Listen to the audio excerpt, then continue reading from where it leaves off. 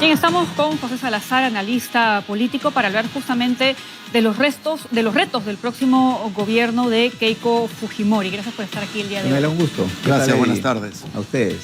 Bueno, no va a ser fácil, ¿no? Han dicho que no va a haber una luna de miel para ella, ni política ni social, ¿ah? Porque estamos enfrentando una criminalidad exacerbada, pero además un fenómeno del niño que la van a obligar a trabajar desde el primer día. Sí, Pamela, yo estoy de acuerdo con eso. Estoy seguro que ya lo está trabajando, porque una vez que ya se conocen los resultados, digamos, de manera oficial, pero ya esto ya se sabía, ¿no?, que ella había ganado, y creo que han debido aprovechar todo ese tiempo que han tenido hasta llegar hoy día.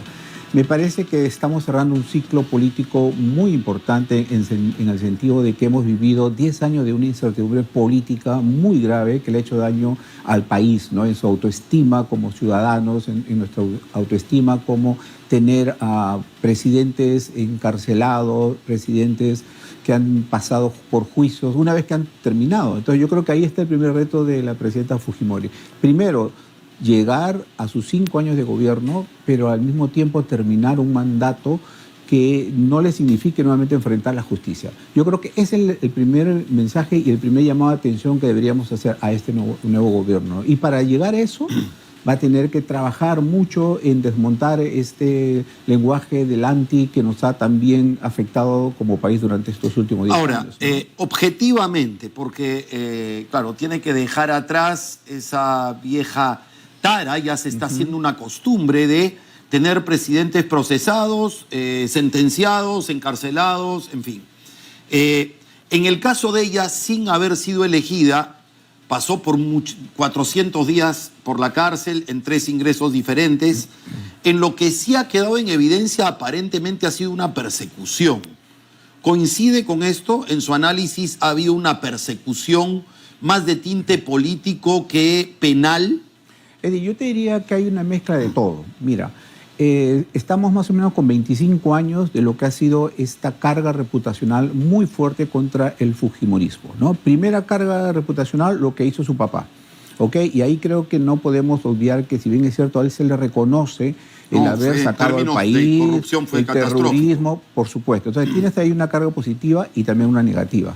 Y luego tienes la parte que Keiko misma, me parece, a través de su liderazgo en el Congreso, que muchas veces no supo manejar, ella misma lo ha reconocido, y está bien que ella reconozca que ha cometido errores en su papel como líder del Congreso o sus congresistas. Entonces no supieron actuar, a mí me parece, adecuadamente. Si tú mezclas ambas cosas, lo que hizo el papá de una manera negativa y lo que ha hecho ella ya como una líder política, además presidente de un partido, ¿no?, bien formado, dicho sea de paso, ¿no?, que es uno de los partidos que, digamos, que tiene mucha... Ha cambiado de nombre en el camino, pero vamos, hoy día es Fuerza Popular. Entonces tiene ella también una carga negativa, por eso hablo mucho de la reputación. ¿Qué cosa es la reputación? Al final la reputación es la percepción que tienen los ciudadanos. El posicionamiento que se ha formado en la mente de la gente. Pero el trabajo que se va a tener que hacer va más allá del marketing, ¿no? Total. Justamente, hablemos del posicionamiento, que es una palabra bien importante que los políticos muchas veces no usan, Eddie y Pamela, ¿no? Eso lo usamos usualmente en el ambiente privado, en el marketing, pero en el marketing político también. Sí. ¿Qué significa esto? Que hoy día Keiko Fujimori tiene que trabajar en su propia identidad política. ¿Ok? Si ella quiere de alguna manera borrar todo lo malo del pasado de su papá y borrar lo que ella también ha hecho, entonces, ojo, esto es una nueva oportunidad para que ella construya su propio perfil. Pero está difícil, ¿no? Porque ella ha dicho que quiere gobernar como lo hizo su padre, ¿no? Y eso es un error. Entonces ha tenido muchas lecturas. Totalmente. Es más, mira, ahora estaba leyendo por ahí estos rumores que se sueltan usualmente antes de la juramentación, se nombran posibles ministros, pero dicen que ella está buscando la franja electoral de su papá. No sé si es cierto, si es verdad. Si es verdad, yo creo que será un grave error, porque si ella lo que está tratando es de crear, o creo yo, debería trabajar en una nueva identidad política, debería coger las cosas buenas que hizo su papá, ¿no es cierto? Probablemente a eso se refiera. Ojalá. Pero, en términos de política económica, en términos de política de estructura del Estado. Correcto, ojalá que eso sea, ¿no? Porque yo creo que ahora lo que la ciudadanía va a juzgar más no son tanto los anuncios, sino los resultados. Ahora, los hechos, claro, en la práctica, que es lo que logra, van logrando en el camino. Ahora, ¿no? ¿Hasta qué punto se puede considerar factible que en el pensamiento y en la perseverancia que ha tenido con 4 elecciones consecutivas, digamos, estar 20 años intentando llegar a la presidencia del país, esté también detrás el afán de limpiar un poco el nombre que ha quedado muy magullado, muy manchado, muy golpeado a raíz de los hechos, sobre todo de su padre. Sí, yo creo que esa es una labor fundamental y por eso te decía de crear su propia identidad propia. Es decir, yo me desligo de lo que hizo mal mi papá, tomo lo bueno, pero al mismo tiempo yo llevo algo al gobierno. Enmiendo, por supuesto. Y mira, en estas cosas de los nombramientos y tal, yo veo que nos preocupamos mucho el presidente del Consejo de Ministros y de Economía. ¿Y qué hay del de Justicia? Si uno de los grandes errores que se cometieron en su padre fue el tema de la corrupción. Entonces yo creo que el ministro o ministra de Justicia, ojalá que haya paridad también, ¿no?, en este gabinete, el ministro de Justicia... ¿Tendría que ser de oposición? Mira, sería yo creo que una medida audaz, ¿no? Porque para empezar su gobierno tiene que ser, digamos, que incluya a personajes independientes, ¿no?, que no sean solamente fujimoristas. Si ella identifica, y yo creo que hay muchos líderes, hombres y mujeres en el país que pudieran dar un mensaje de que la corrupción no debe ir más, porque eso es lo que nos ha hecho daño también durante los últimos 25 años. Ahora, ¿hasta qué punto el presidente de la República o el Poder Ejecutivo, el nuevo equipo de trabajo de los ministros, está en condiciones de reducir drásticamente la corrupción cuando en muchos casos se da a nivel de gobiernos regionales, en mandos medios, en ejecuciones, en licitaciones, en las cuales no necesariamente el que encabeza la cartera tiene incidencia directa? Claro, pero el liderazgo de la presidencia es muy importante. Hemos visto presidentes que lamentablemente fueron corruptos.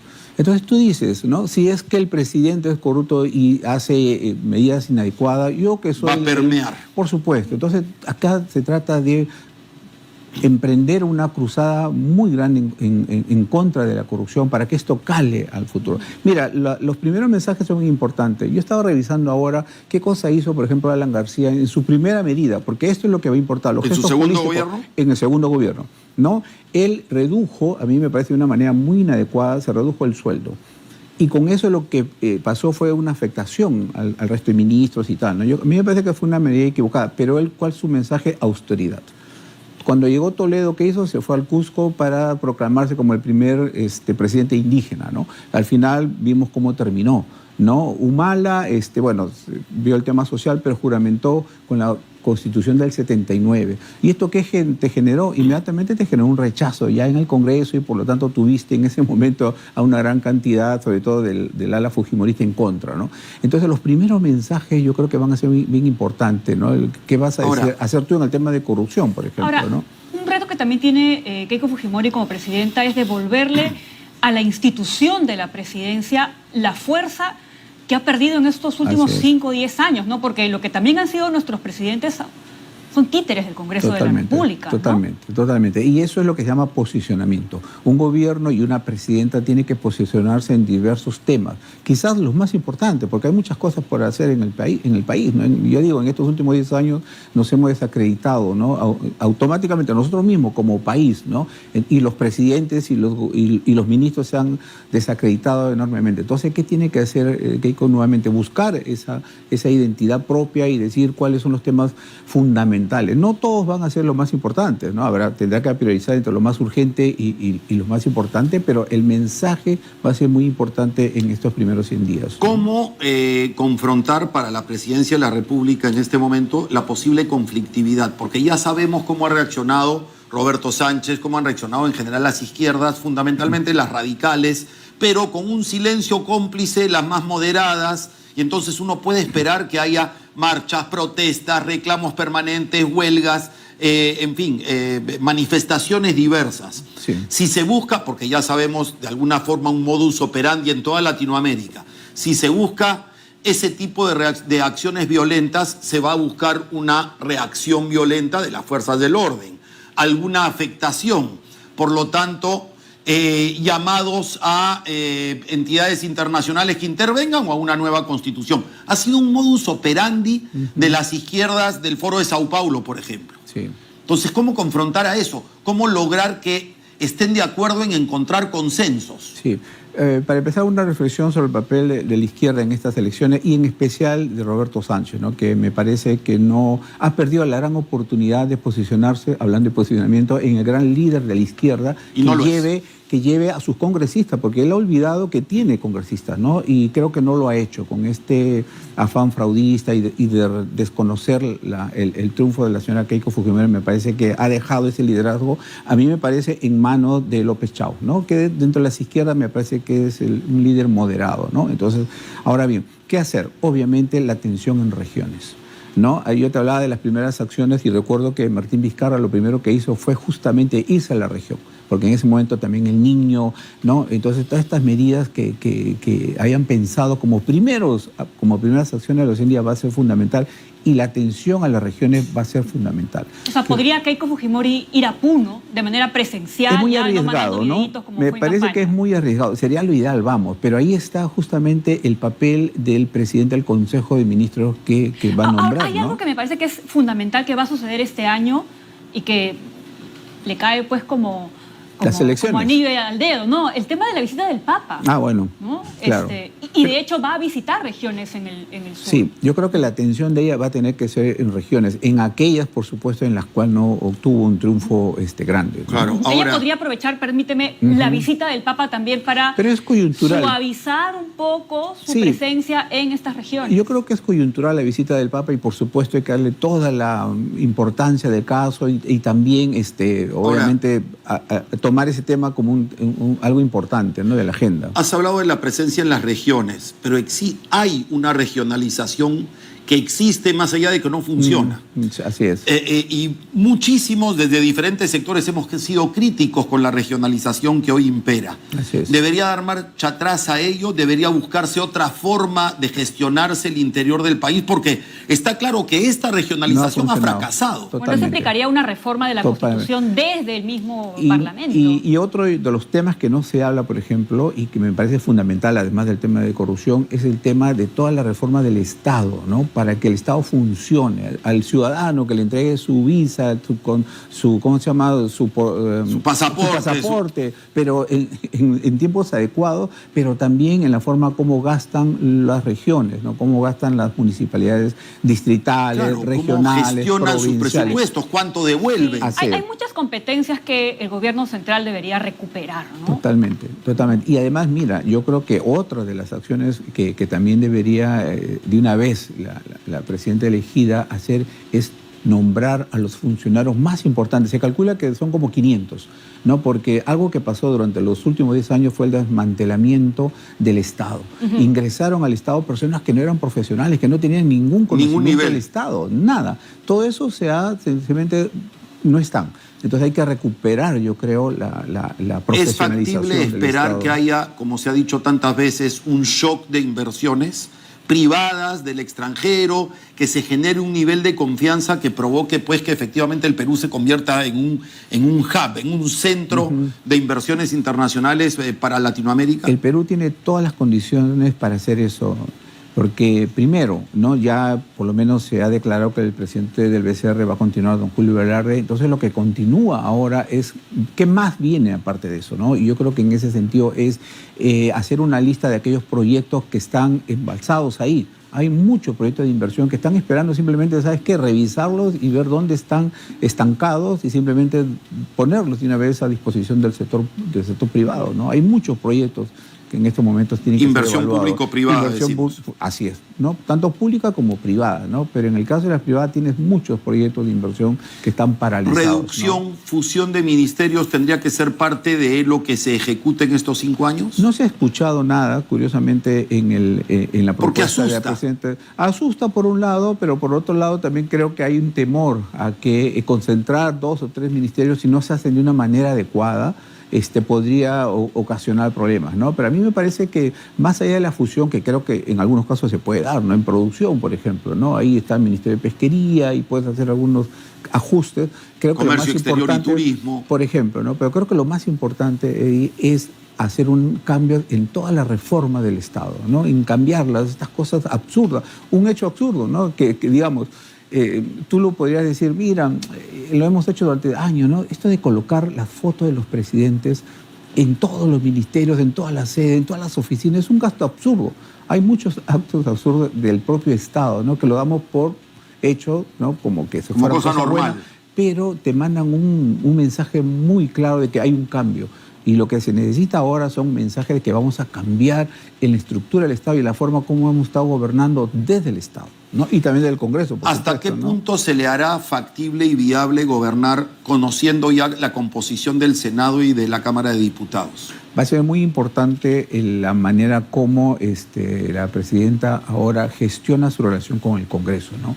Me parece a mí que debería mantener la presidencia del Senado, por lo menos, ¿no? Si es ambos, del Senado y del Congreso, sería espectacular porque eso le va a permitir, ¿no? Un manejo más adecuado desde el Congreso. Sin embargo, eso solamente lo va a lograr si mantiene un diálogo abierto, transparente, con las ¿Con qué diversas agrupaciones? fuerzas, ¿no? ¿Con la del señor Nieto? Con, Yo primero con la de Renovación, para empezar. Con Me parece Renovación, que primero con Renovación, pero luego también vendría con el Partido del Buen Gobierno, porque lo que está haciendo hoy día el Partido del Buen Gobierno me parece mantenerse en el centro. Y va a ser la forma como tú puedas negociar con ellos, en el buen sentido de la palabra, proyectos económicos, proyectos políticos, reformas importantes que yo creo que el Partido de Gobierno no se va a oponer a la reforma de la salud, por ejemplo, ¿no? Lo que vemos hoy día en términos de salud es espantoso. Petroperú. Y Petroperú va a ser también un tema muy delicado, ¿no? Y en el caso de Petroperú, ahí lo que se necesita es una gestión privada, sin necesidad de pasar a esto un proceso de privatización, pero la gestión tiene que ser privada y en manos de profesionales, que tampoco es algo que no ha ocurrido, ¿no? Entonces me parece que es bien importante lo que va a hacer el presidente del Consejo de Ministros, si es hombre o mujer, en su relación con el Congreso. Privatizaciones como Sedapal, por ejemplo. Sedapal me parece que también es otra empresa del Estado que funciona muy mal. No es posible que peruanos viviendo acá nomás en zonas cercas a Lima no tengan agua a las 24 horas del día. Quizás nuevamente el tema de privatización, como ustedes saben, asusta. Sobre todo al sector de la izquierda.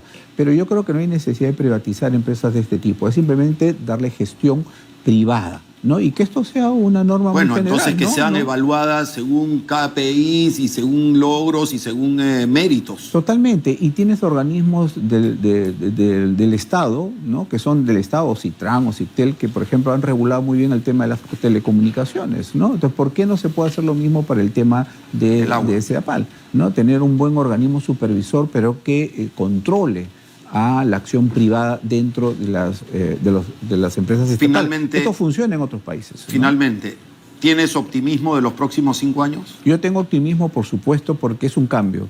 Y todo lo que sea cambio debe llamarnos al optimismo. Eso no significa que tengamos un optimismo sin un ápice de criticismo, ¿no? De crítica, de mirar, de supervisar todo lo que se viene. Y creo que nuestro papel es justamente estar mirando lo que hace bien el gobierno y también lo que hace mal, ¿no? Gracias. Muchísimas gracias por haber venido el día de hoy, José. Bien, seguimos con